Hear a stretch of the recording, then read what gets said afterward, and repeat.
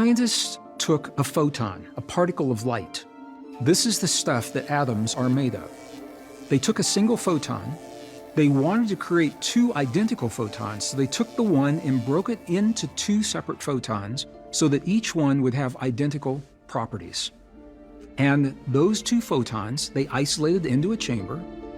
And from this chamber, they used fiber optic cables moving in opposite directions, and one cable went 7 miles to a town 7 miles away. The other cable went 7 miles to another town 7 miles away. From the place where these photons began, each of the photons was shot 7 miles in opposite directions, so when they reached their targets, they were 14 miles apart, and this is where the experiments actually began.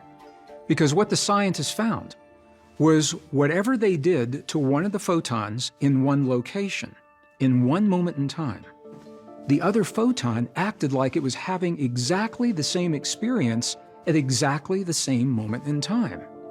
They used atomic clocks to tell them how long it took, how much time did it take for the information to move from one photon to the other.